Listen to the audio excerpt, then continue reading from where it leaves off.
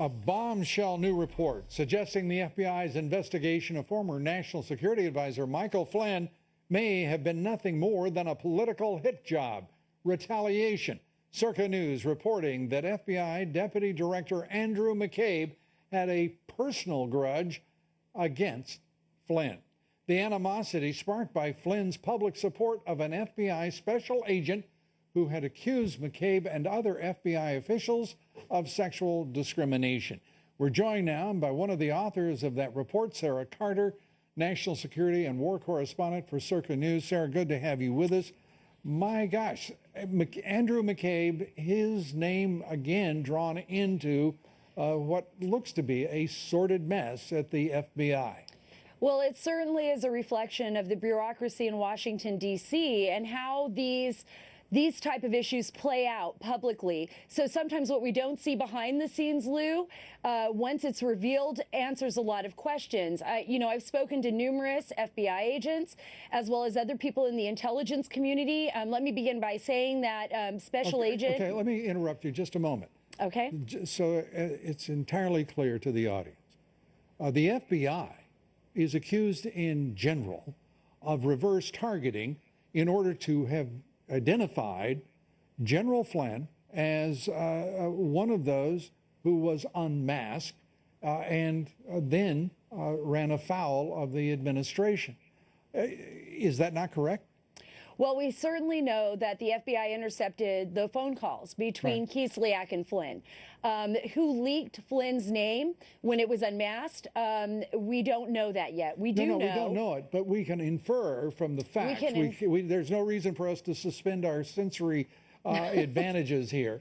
No, there isn't a reason to do that. You're right. There were very few people under 10, I don't want to give an exact number, that knew about this conversation and actually read those transcripts, according to my sources.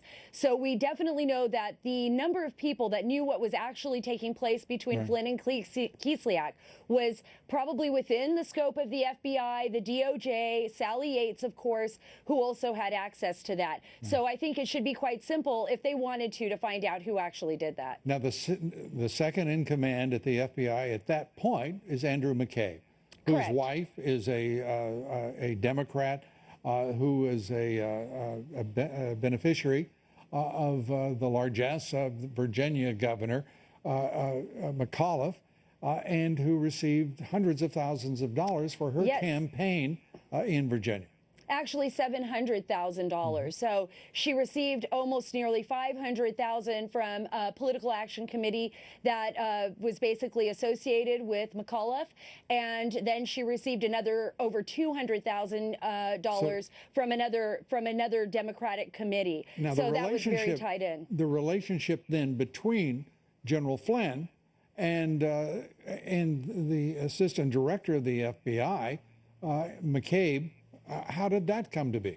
That was a contentious relationship. Starting 2 years ago, Lieutenant General Mike Flynn, came to the aid of Special Agent Robin Gritz, who is considered by many, and I mean, I can tell you I've gone through so many letters in support of her, probably one of the most premier counterterrorism agents in the United States. She was also in charge of the Robert Levinson hostage crisis in Iran.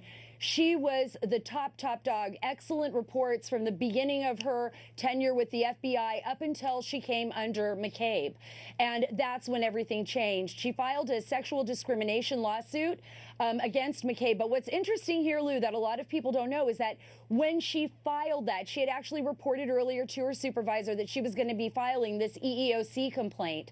And it was after she told her supervisor that McCabe actually filed a case against her as not being a satisfactory agent. So that's evidence in itself. And he actually admits that. We obtained his testimony where he actually admits that he knew beforehand before he actually filed the case against her. And I thought that was interesting. He himself provided that retribution. Now, Flynn actually was supporting her. He wrote a letter on letterhead. He was then head of the Defense Intelligence Agency. And so he wanted to testify on her behalf, and the FBI blocked that. They blocked that from him, and they fought him on that. So there was a contentious relationship there, and ethicists say McCabe should have recused himself from any investigation regarding Russia because of this relationship with Flynn. Yeah, that that's certainly logical. It is also logical that the director, James Comey, should have excused him from the investigation because of his political conflicts of interest in the investigation of Hillary Clinton, her emails, as well as the foundation. Well, think about this, Lou. Think about this. Here you have the acting FBI director now, Andrew McCabe, because he took over after Comey was pushed out and fired. And he is actually being investigated by the Inspector General's office at the DOJ for the money that his wife got from her campaign contributions. It's an ongoing investigation now, and he's being investigated by the Office of Special Counsel for violations of the Hatch Act. And by the way, those are investigations not only of his conflicts of interest, but they are investigations of FBI Director James Comey's, then director, his judgment and failure to act, as seems to have been reasonably appropriate. Sarah Carter, as always, great reporting, and we appreciate you being here. Thanks so much. Thank you, Lou. Sarah Carter, Circa News.